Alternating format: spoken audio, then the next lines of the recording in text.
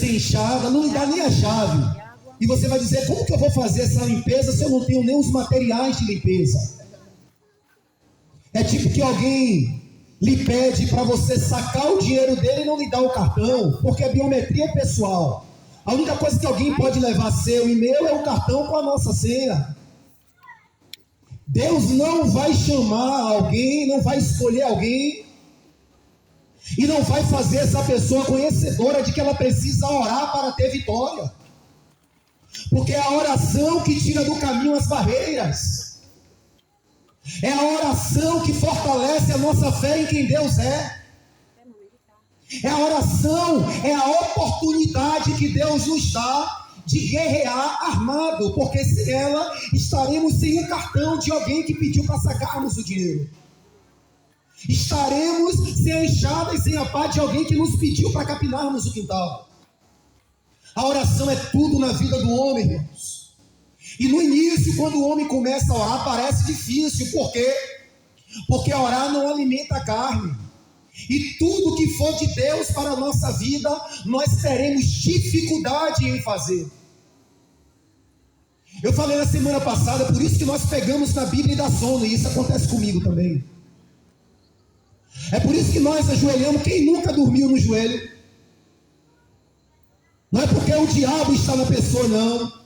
É porque o mundo espiritual está em guerra, não querendo que a pessoa ore. Mas aí a pessoa vai lá, lava o rosto, coloca uma bacia e coloca o pé dentro, coloca o celular para despertar a cada 2 minutos. Sempre Deus dá uma estratégia para que o homem ore. Não deixe de orar, porque quando o homem não ora, o diabo infelizmente alcança a ocasião sobre o homem, lançando pensamentos contrários, lançando fraqueza, lançando dúvida.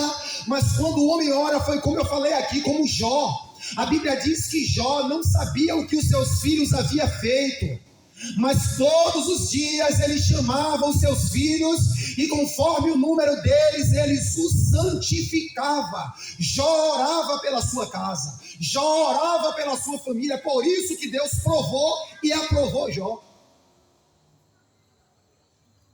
Jó estava constantemente oferecendo orações a Deus pela sua família.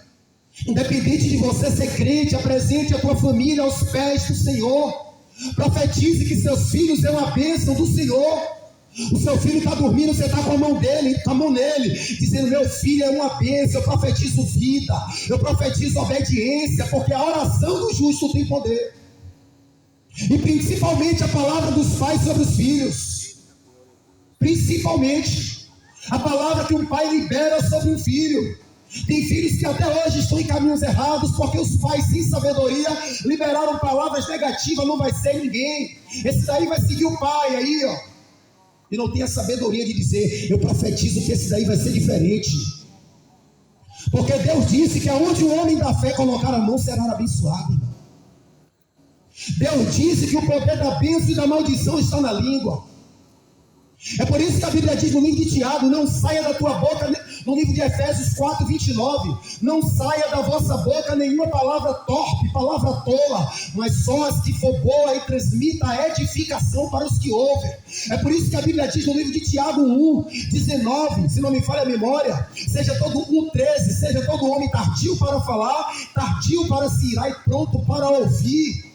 Porque se for para falar palavras tolas, temos que ficar calado, meditando, pensando com Deus. Não podemos perder tempo desperdiçando palavras. Temos que gastar tempo em oração com Deus. E a Bíblia diz que Deus permitiu que Jó fosse provado e perdesse tudo.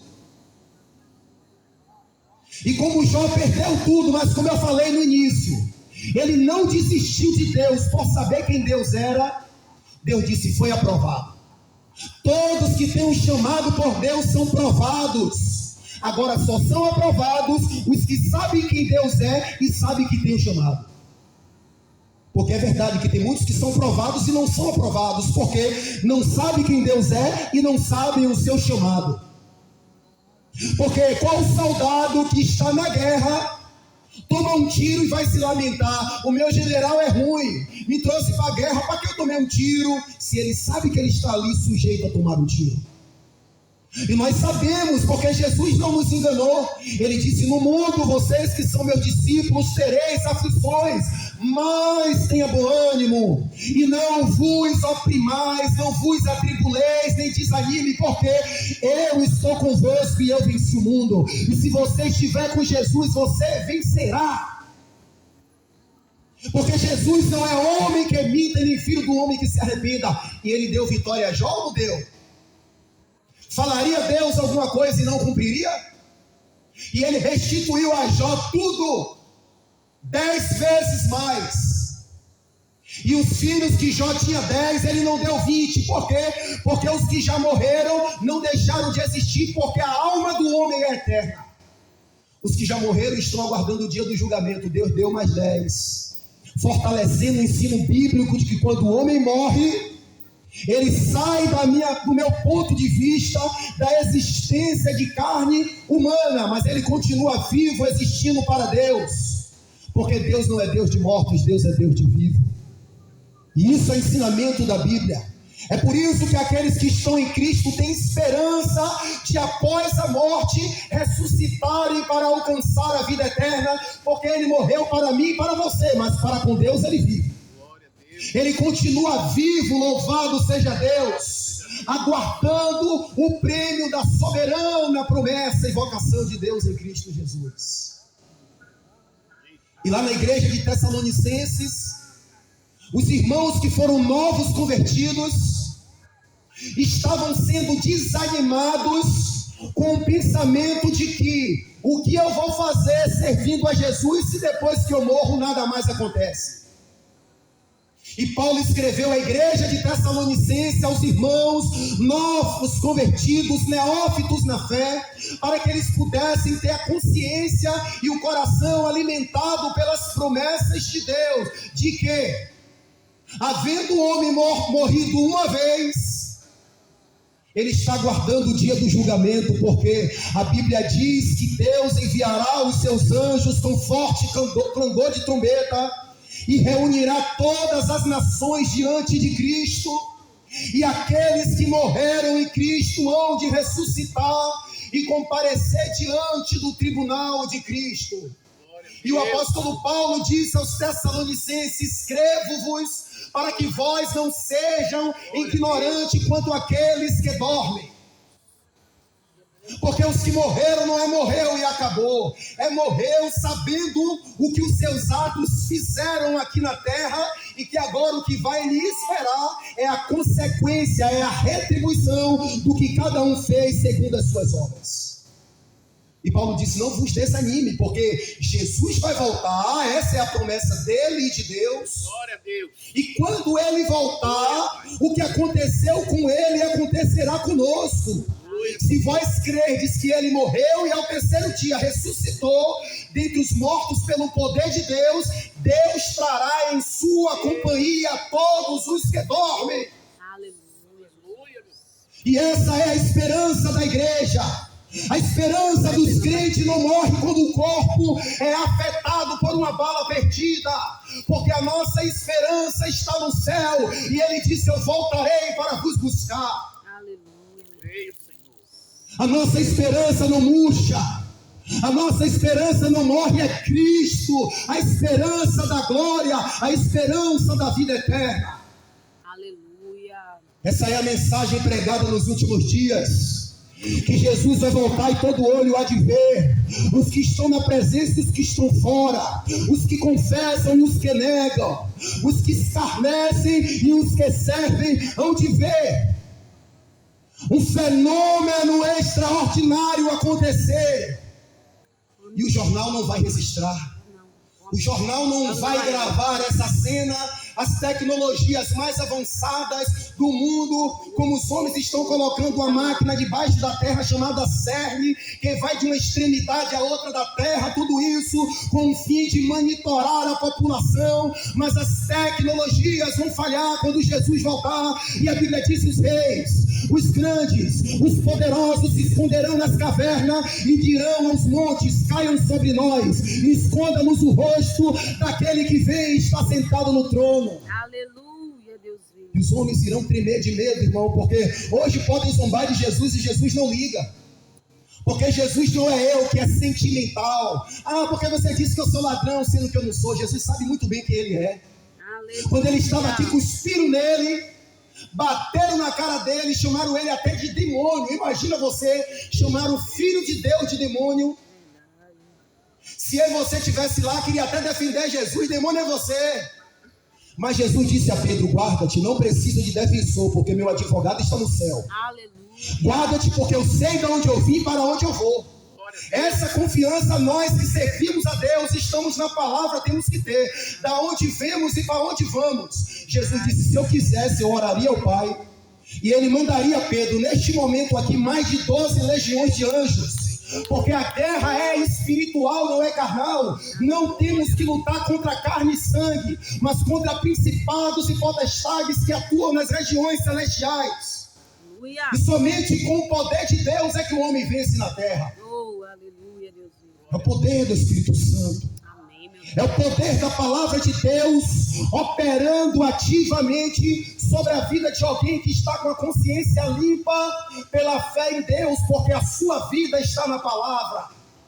E ele não teme perturbação alguma. Ele é como árvore plantada junto a ribeiro, que no momento certo dá o seu fruto. Aleluia. Como consequência de como está a sua vida. Irmãos, não precisam abrir não. Só ouça, não precisa abrir não. Eu não ia nem ler mais, mas eu vou ler. Gênesis 3, versículo 8. E mais alguns a seguir. Se quiserem abrir, podem ficar à vontade. Mas se não quiserem, eu vou ser rápido, não vou esperar hoje não. Quando ouviram a voz do Senhor, Deus que andava no jardim pela viração do dia, esconderam-se da presença do Senhor Deus, o homem e sua mulher, por entre as árvores do jardim.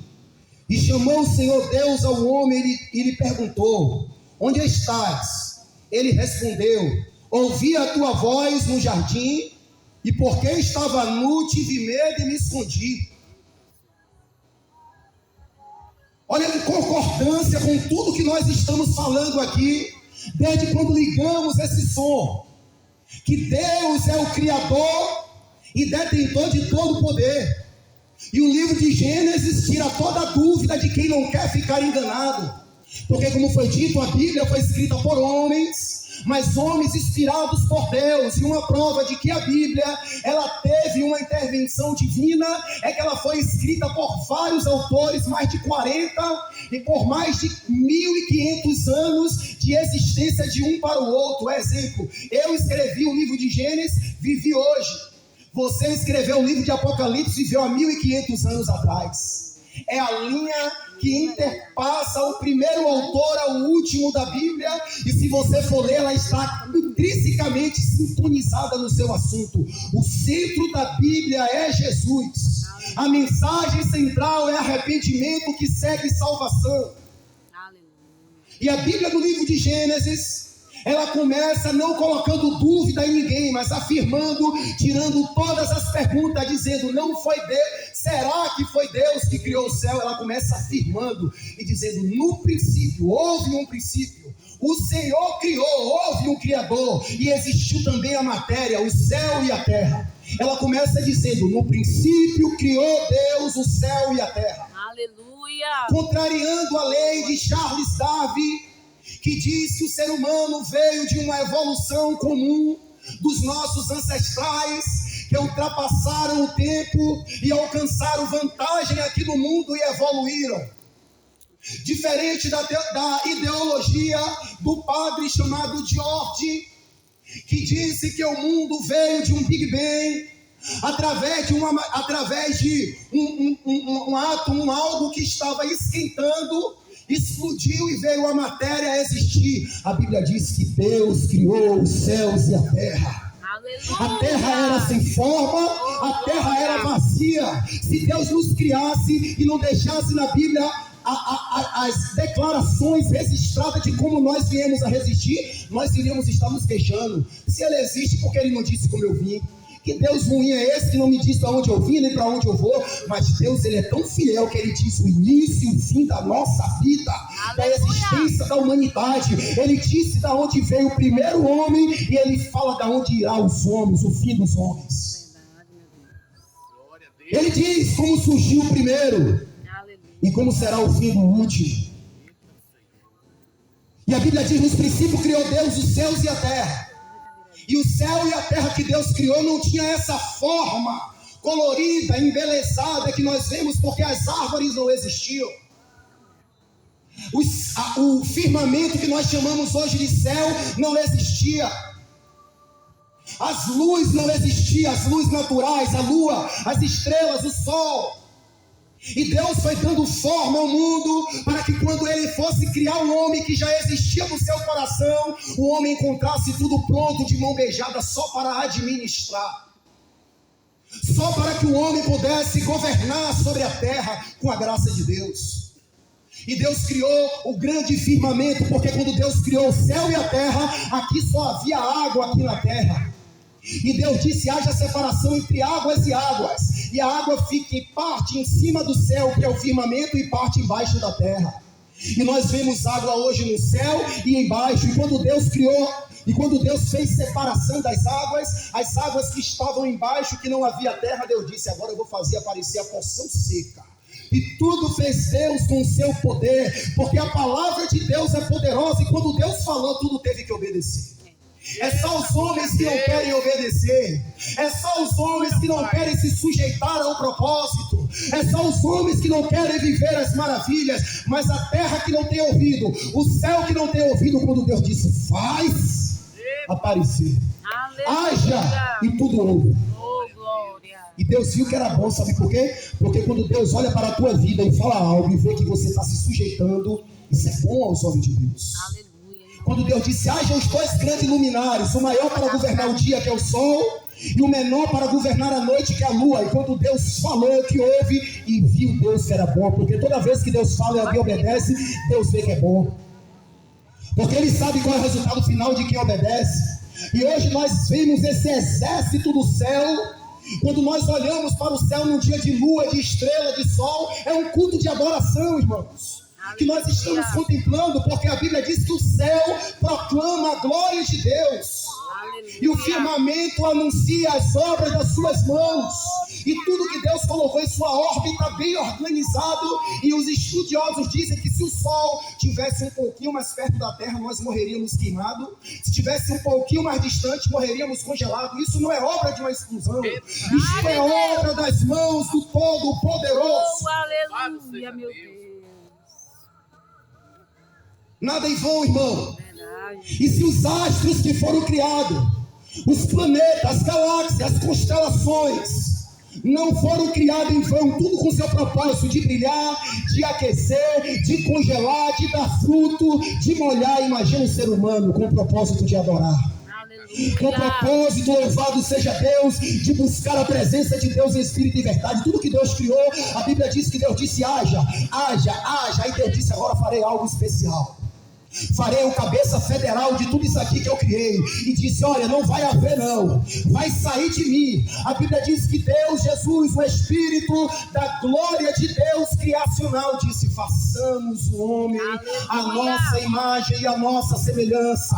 E o fato de o homem, como criatura de Deus, se diferenciar de todas as outras coisas criadas é que o homem possui a imagem de Deus. Quando Deus disse: façamos. Aleluia. Deus disse: façamos o homem a nossa imagem e a nossa semelhança. E o diabo não tentou as estrelas. Ele poderia dizer: estrela, Deus disse a você, ficai no céu para iluminar o grande iluminar. Por que tu não cai? Porque as estrelas não iam ouvir a voz dele. Porque só quem tem poder de falar é a estrela, ouvir a Deus. Ele não tentou o vento, dizendo: vento, sopra aí naquele lugar e faz ali aquilo que eu quero, porque só tem poder sobre o vento é Deus. Ele não tentou o firmamento, ele não tentou a água, ele tentou quem ia dar crédito a ele, é o homem. Até hoje assim. E porque ele não tentou as coisas criadas, porque ele não tem raiva da estrela, ele não tem raiva do sol, ele não quer que os homens sejam salvos e alcancem a promessa de Deus, e muitos estão dando ouvido a ele até hoje. Que Deus tem uma promessa sobre a tua vida? Nada. Ninguém te ama. Eu peguei uma reportagem essa semana. Um homem foi preso, levaram ele para, acho que é a primeira delegacia nos Barris.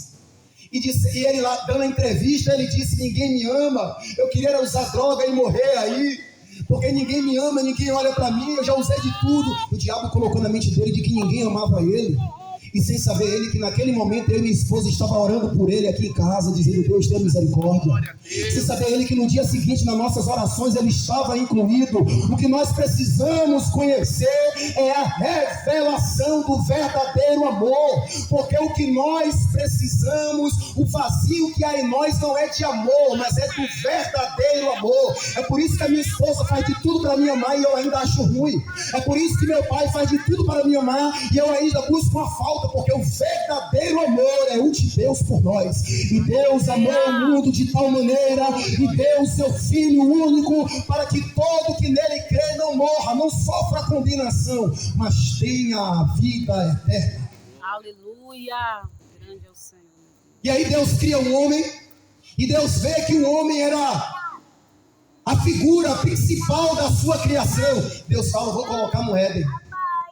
Deus planta um jardim num lugar chamado Éden, que é um lugar maravilhoso, onde a Bíblia diz que está localizado a árvore da vida e a árvore do conhecimento do bem e do mal. E quando Deus cria o homem, que coloca lá no jardim, Deus diz ao homem: por quê? Porque todo propósito requer obediência. E para que se haja uma obediência, precisamos cumprir algumas ordens. Na sua casa ninguém entra sem camisa, isso tem que ser cumprido. No seu carro ninguém entra fumando, isso tem que ser cumprido. No meu prato ninguém mete a mão sem o garfo, isso tem que ser cumprido. E no mundo que Deus criou, os homens querem viver do jeito que quer. E pensa que não vai alcançar nenhuma consequência, porque se eu entrar sem camisa na sua casa, se você querer, você vai pedir ou para eu botar ou para eu me retirar. Se alguém entrar no seu carro fumando cigarro, você vai pedir ou para parar de fumar e jogar o cigarro fora, ou se retirar, fumar lá fora para depois entrar, não é assim? E porque no mundo que Deus criou, nós não queremos obedecer. E se foi a explosão que criou o mundo, qual o sentido da vida? Quais são as leis morais que eu preciso cumprir? É as leis naturais, normais, né? Não mateis, mas de onde veio? Estava escrito no Big Bang? Ou veio de Deus como centro de toda a moralidade, de toda a verdade, de toda a vida? Ele disse que o poder da vida e da morte está nas mãos dele. E Deus colocou Adão lá e disse: Adão, não coma de todas as árvores aqui, todas que você quiser você coma, mas dessa, que é a do conhecimento do bem e do mal, não coma, porque o dia que você comer você vai morrer. A sua mente vai ser aberta, os seus olhos vão ser abertos, e vocês vão começar a entender o que é certo e o que é errado. E a Bíblia diz que o diabo, ele tentou Adão e Eva, e quando ele tenta Adão e Eva, eles comem do fruto. Ele faz o que Deus disse que não era para fazer, porque Deus sabe que nós somos tendenciosos a fugir da obediência. Mas nem assim Ele nos condena. Porque em tudo Deus tem solução para resgatar o homem. Em tudo Deus tem uma solução para trazer o homem de volta. Em tudo Deus tem uma solução para que o homem conheça a sua misericórdia, porque o Filho do Homem não veio condenar as almas dos homens. Não importa como está a sua vida, Jesus não veio para te condenar. Mesmo você tendo em você o conhecimento do que é certo e do que é errado, mesmo você e eu tendo o conhecimento de que não deveríamos fazer o que estamos fazendo, Ele disse: eu perdoo. Isso não é para a gente continuar no pecado, não, mas é para que a gente saiba que o nosso pecado não é mais forte do que a graça de Deus. Porque a Bíblia diz em Romanos 5:20 que aonde abundou o pecado, superabundou. Abundou em uma medida, em uma intensidade muito maior a graça de Deus. E a Bíblia diz que depois que Adão peca, ele se esconde. Por quê? Porque é natural o homem que está vivendo do jeito que quer fugir de Deus. Mas Deus foi à procura de Adão. Deus voltou novamente como de costume. Ele costumava aparecer para Adão, embora a Bíblia não fale, mas nos dá a entender que todos os dias ou todas as vezes que ele ia, ele tinha um relacionamento com Adão, e no dia que Adão pecou não foi diferente, porque o amor de Deus não mudou porque eu pequei, o amor de Deus não mudou porque eu parei de orar. Eu me auto-mudei, me auto-afetei, me enfraqueci, mas Deus está no mesmo lugar, continua sendo o mesmo, e sai em busca do homem que pecou. Por quê? Porque o plano maior é o dele. O diabo não pode frustrar os planos de Deus, a providência maior é dele. E ainda que o homem esteja morto em pecado, Jesus dá vida e vida com abundância. E a Bíblia diz que chamou Deus ao homem pela viração do dia e disse: Adão, onde estás? E a pergunta de Deus para nós nessa noite é: ei, Paulo, onde estás? E esse onde estás para nós não é onde você está fisicamente, é o que está fazendo da tua vida, o que fez da tua vida. Estás no lugar que eu determinei que deverias estar, e Deus chama o homem como das outras vezes, irmão. Porque Deus não fica de mal com o homem quando o homem não faz o que Deus quer. Ei, chamou Deus Adão, onde estás? Mesmo o homem pecando, mesmo nós pecando, Deus nos procura ainda assim para uma intimidade real e verdadeira. Mesmo nós não dando ouvido à sua palavra, Ele está todo o tempo deixando conhecer a nós que Ele quer uma acessibilidade a nós. E Ele vai procurar Adão, e aquele Adão ali éramos nós, irmão. Porque nós viemos de Adão, e por um homem veio o pecado, e o pecado passou a todos, e todos pecaram. E nós ali estamos sendo representados por Adão quando nós pecamos. E quantos hoje ouvem a voz de Deus? Porque Adão escondeu quando ouviu a voz. Quantos hoje estão ouvindo a voz de Deus e se escondendo do chamado? Sabem que não era para estar do jeito que está. E quando ainda assim Deus chama, usa pessoas para falar, se esconde atrás das suas árvores, nos seus jardins encantados. E Deus que vê tudo pergunta: onde estás? Mas esse onde está não é de quem não sabe onde ele está. Esse onde está de Deus é o mesmo onde está de um pai ou uma mãe, quando pergunta ao filho: o que é isso que você está fazendo? Mesmo ele vendo que a gente derramou leite, mesmo ele vendo que botou a sopa em cima da mesa, como minha filha faz, meteu a mão e derramou. O que é isso? Não é que eu não esteja vendo, mas é o que eu quero dizer, o que é que Deus estava querendo dizer. Veja a intensidade do que tu fez. Pecou e agora ainda fez o pior, porque o pecado não é o pior. O pior é quando o homem se esconde de Deus pelo que está fazendo. Porque se o homem peca, mas se apresenta diante de Deus com toda a coragem, a Bíblia diz que é os que pecam, mas confessam os seus pecados e deixam, Deus dá misericórdia.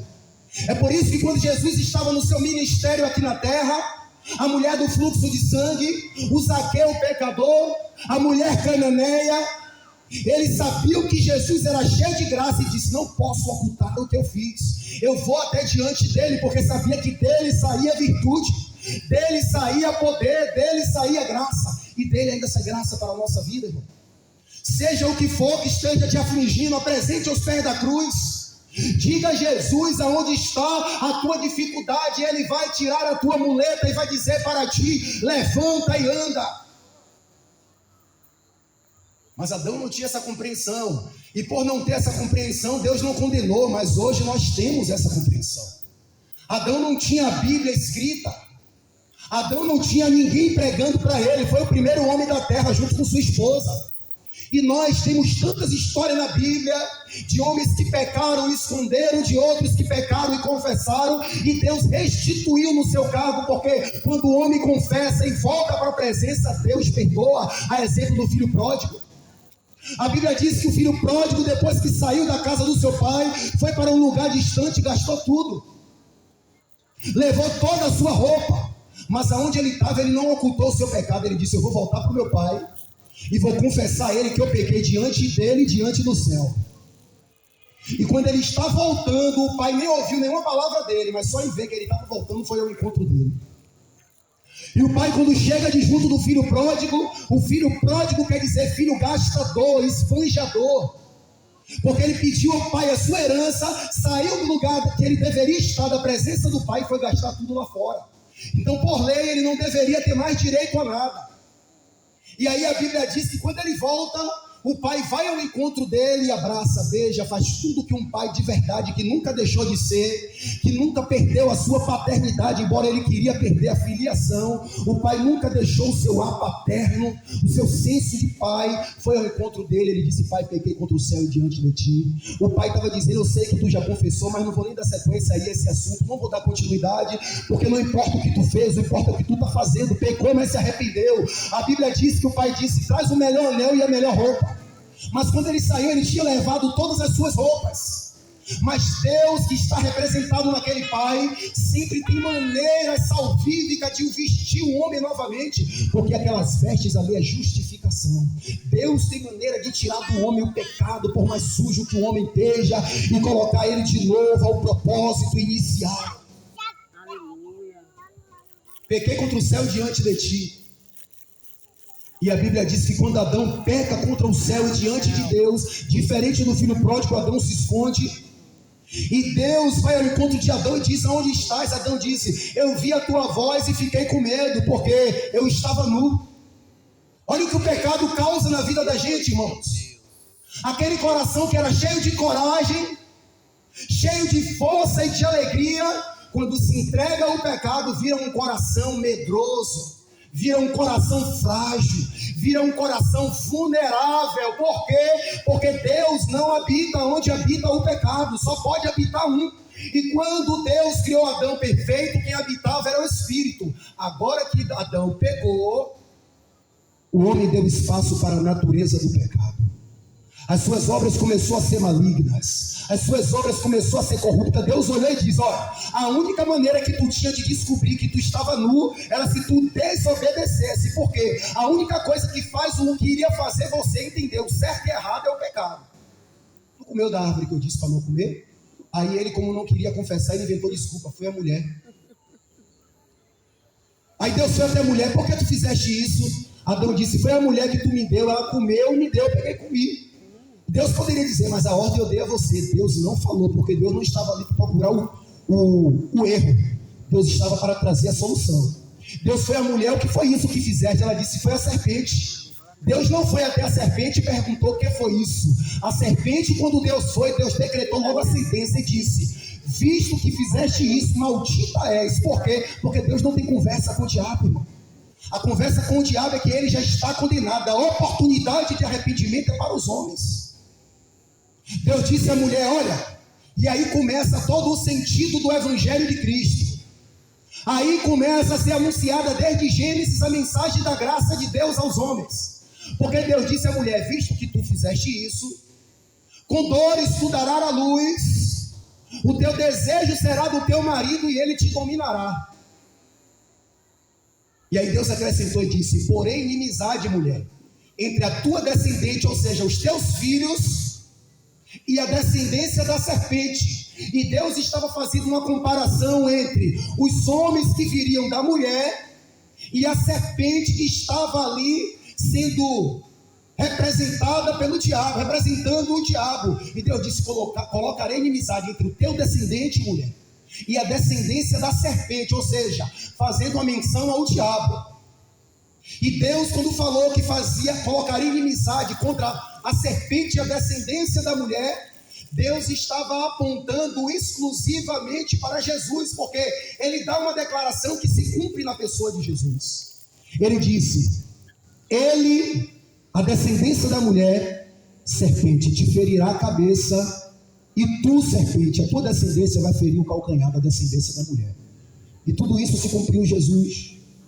Porque a Bíblia diz que em breve Jesus esmagará Satanás debaixo dos seus pés. E consequentemente ele feriu os pés de Jesus fisicamente. Louvado seja Deus, mas Deus em tudo tem um propósito com isso. Porque Deus estava anunciando a Abraão que da descendência dele iria levantar o Salvador, que iria desfazer todo aquele poder de desobediência que Adão tinha trazido para o mundo. Porque quando Adão pecou, Adão abriu a porta para o pecado, e o pecado começou a reinar no mundo.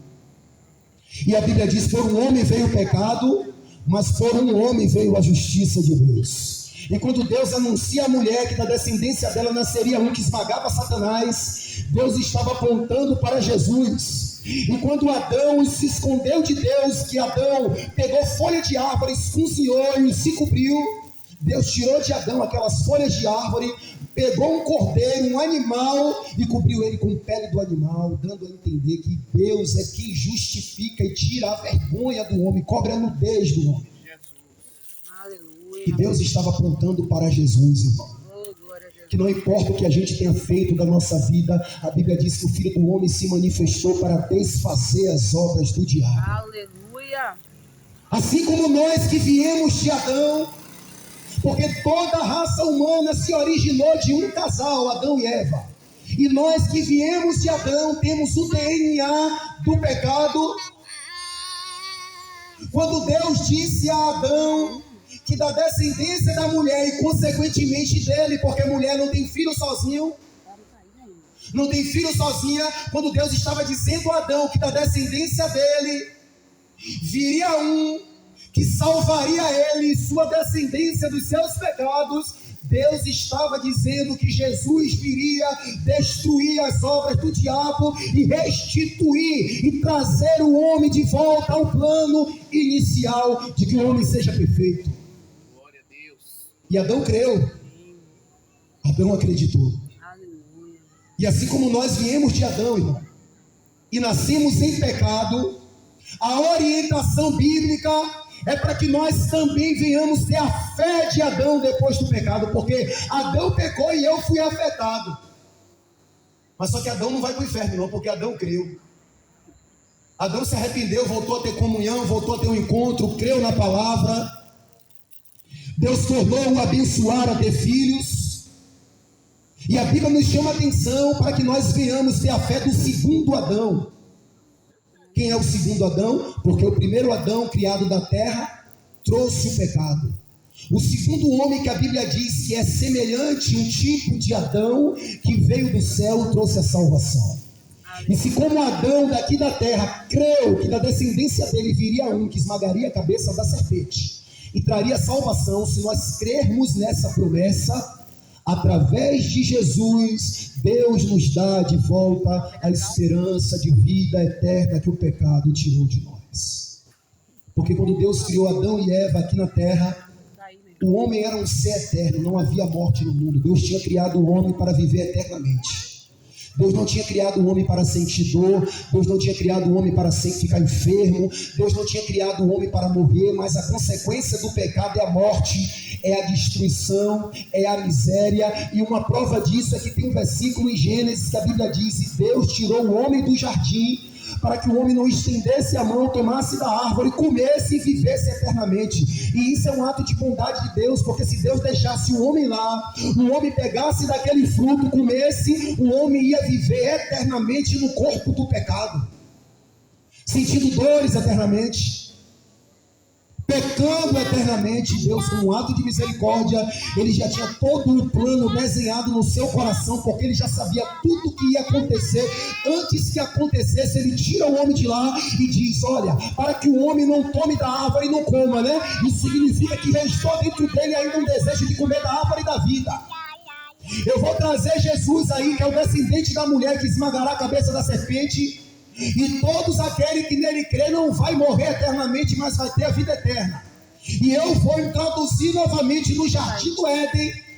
E ele disse: ao que vencer, darei direito que coma da árvore da vida que está no meio do jardim. E Deus nos devolverá o direito que o pecado roubou, porque tínhamos o direito de comer da árvore da vida, escolhemos em Adão a árvore do conhecimento do bem e do mal. Deus disse: eu vou devolver aquilo que o pecado tirou por direito, o direito de filiação e de comer de volta da árvore da vida e viver eternamente. Se coloque de pé, irmãos. Aleluia. Essa é a mensagem do Evangelho, irmãos. Eu não aprendi a pregar o que as pessoas gostam, com todo respeito aos irmãos que estão aqui. Eu não aprendi a pregar um evangelho distorcido, porque o Deus que me encontrou no mundo das drogas, como eu já falei aqui em outras oportunidades e ocasiões, há quase 15 anos atrás, quando eu estava me deixando ser levado pelo crack, pela cocaína, pela maconha, por outras coisas mais. O Deus que me encontrou lá não é um Deus menino, é um Deus homem, é um Deus que quer seriedade daqueles que o seguem. E quando o homem vive e aceita viver a palavra de verdade como ela é, o homem se torna um homem sério e de caráter. E sério não é de semblante não, porque eu também dou risada. Mas sério que eu digo é no seu proceder. E sério não é perfeição não, porque eu também peco. E sério é na intenção do coração. Se errou, meu irmão, me desculpe. Você não precisa sair pedindo perdão nem desculpa para o mundo inteiro. Mas se Deus te convenceu daquilo, veio sobre mim, sobre você com aquela convicção, me perdoe. Isso vai te fazer melhor? Me perdoe. Quer comais, quer bebais ou façais qualquer outra coisa, fazei tudo para a glória de Deus. Amém. Amém? A irmã Maiara encerrando com um louvor.